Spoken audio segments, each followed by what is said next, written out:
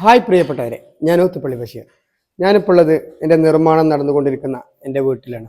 White വാഷിങ്ങിന് ശേഷം നമ്മൾ അടുത്തൊരു സെക്ഷനായിട്ട് പണി തുടങ്ങിയത് ആണ് ഈ സ്റ്റെയർ കേസിൻ്റെ പണി. ഒരുപാട് ആളുകൾ ചെയ്തുകൊണ്ടിരിക്കുന്ന സ്റ്റീൽ വർക്കിലാണ് നമ്മൾ സ്റ്റെയർ കേസ് നമ്മൾ ചെയ്തിട്ടുള്ളത്. പല ആളുകൾക്കുള്ള സംശയം, കോൺക്രീറ്റ് സ്റ്റെയർ കേസിനാണോ സ്റ്റീൽ സ്റ്റെയർ കേസിനാണോ എക്സ്പെൻസ് കൂടുതൽ അല്ലെങ്കിൽ പൈസ കൂടുതൽ ചിലവാകുന്നതാണ്. എൻ്റെ കണക്ക് കൂട്ടലത് കോൺക്രീറ്റ് സ്റ്റെയർ കേസിനാണ്. അതിന് ഒരുപാട് കാരണങ്ങളുണ്ട്, ഞാൻ പറഞ്ഞുതരാം. നമ്മളിപ്പോൾ ചെയ്തിട്ടുള്ളത് ഈ സ്റ്റീലിലുള്ള സ്റ്റെയർ കേസ് തന്നെ രണ്ട് വിധത്തിൽ ചെയ്യാം. നമ്മൾ ഈ ടൈപ്പിൽ എക്സ്പെൻസ് കൂടിയ ഒരു ടൈപ്പാണ് ചെയ്തിട്ടുള്ളത്. ഈ നിൽക്കുന്ന നമ്മുടെ ഈ ചവിട്ടുപടി പ്ലേറ്റ്, ഇതിൻ്റെ ഒരു പ്ലേറ്റ് എന്നുള്ളൊരു സംവിധാനം അല്ലെങ്കിൽ അതിൻ്റെ ഒരു ടൈപ്പിലാണ് ഇത് ചെയ്തിട്ടുള്ളത്. ഇതിൻ്റെ മേലെ നമ്മൾ കറക്റ്റ് കട്ട് ചെയ്തിട്ട് വുഡ് കൊടുക്കും. പക്ഷെ ഇതിന്റെ മറ്റൊരു ടൈപ്പ് വില കുറഞ്ഞത് എന്ന് പറയുന്നത്, എനിക്കിപ്പോൾ ഇതിന് മൊത്തം പണിക്കൂലി സാധനങ്ങളൊക്കെ പെടാൻ 62,000 റുപ്യാണ് ചിലവ് വന്നത്.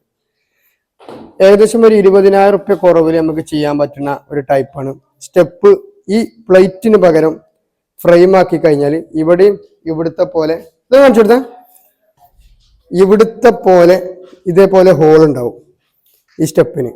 അപ്പൊ നമുക്ക് അവിടെ വളരെ പൈസ കുറയും. പക്ഷെ പ്ലേറ്റിനാകുമ്പോൾ പൈസ കൂടും. ഈ പൈസ കൂടി എക്സ്പെൻസീവ് ആയിട്ടുള്ളത് തന്നെ 62,000 റുപ്യക്കാണ് എനിക്ക് ചെയ്തിട്ട് ചിലവ് വന്നിട്ടുള്ളത്. പിന്നെ കോൺക്രീറ്റും സ്റ്റീലും തമ്മിലുള്ള വ്യത്യാസം, കോൺക്രീറ്റ് നമുക്ക് ബിൽഡ് ചെയ്ത് കഴിഞ്ഞാൽ അല്ലെങ്കിൽ വാർത്ത് കഴിഞ്ഞാൽ പിന്നെ അത് മറ്റൊന്നിനും ഉപയോഗിക്കാൻ പറ്റൂല. അത് പൊളിച്ചു മാറ്റുക എന്നുള്ളതല്ലാതെ വേറൊരു ഓപ്ഷൻ അതിലില്ല. നമുക്കിനി കോണി ഈ ഒരു സ്റ്റെയർ കേസ് ആണെങ്കിൽ സ്റ്റീലാണെങ്കിൽ നമുക്കിനി വേണ്ട അല്ലെങ്കിൽ മോഡൽ മാറ്റണം എന്നൊക്കെ തോന്നിയാൽ നമുക്കിത് കട്ട് ചെയ്ത് ഒഴിവാക്കിയാലും ഇതിൻ്റെ ഒരു തൂക്കുവില മിനിമം കമ്പി അല്ലെങ്കിൽ സ്റ്റീൽ വില വെച്ചിട്ട് ആ ഒരു പൈസ കിട്ടും. മറ്റ് നമ്മൾ വാർപ്പിൻ്റെ അല്ലെങ്കിൽ കോൺക്രീറ്റിൻ്റെ കോണിയാണെങ്കിൽ നമുക്ക് പിന്നെ ഗ്രാനൈറ്റ്, അതിൻ്റെ കട്ടിങ്, അതിൻ്റെ റൗണ്ടിങ് അങ്ങനെയൊക്കെ പാടായിട്ട് നമുക്ക് ഇനി ഒരു ടൈൽസിന് വലമ്പിച്ചൊരു ചിലവ് വരുന്നുണ്ട്. കോൺക്രീറ്റ് ആണെങ്കിൽ ടൈൽസ് അല്ലെങ്കിൽ മാർബിൾ, ടൈൽസ് ആരും വെക്കൂല, മാർബിൾ. വുഡ് നമ്മൾ ഇത് ചെയ്യുമ്പോൾ ആ എക്സ്പെൻസിനേക്കാൾ കൂടുതലാവും. നമ്മൾ ചിലപ്പോൾ ഇതിൻ്റെ മുകളിൽ ഇത് കോൺക്രീറ്റ് ആണെങ്കിൽ ഇതിൻ്റെ മേലെ മാർബിൾ ഒട്ടിക്കലും അതിൻ്റെ വർക്കും കാര്യങ്ങളൊക്കെ പാടെ ചെയ്യണമെങ്കിൽ.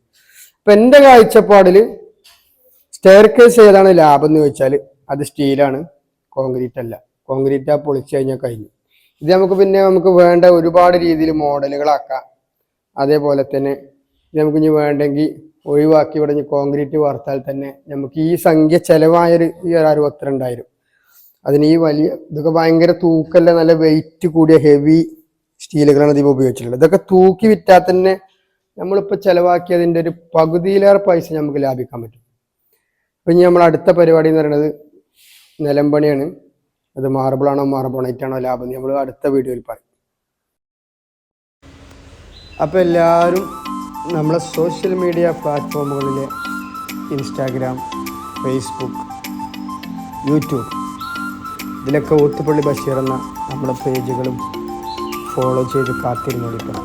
പ്രത്യേകിച്ച് വീട് പണി നടക്കുന്നത് നമ്മുടെ വീടിൻ്റെ ഓരോ വർക്കിൻ്റെയും അപ്ഡേഷൻസ് നമ്മളെ കൊണ്ട് കഴിയുന്ന രീതിയിൽ നമ്മൾ നിങ്ങളുമായി പങ്കുവെക്കും.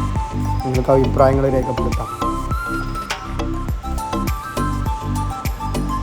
അപ്പോൾ ഓക്കെ, അടുത്തൊരു വീഡിയോയുമായി വീണ്ടും കാണാം.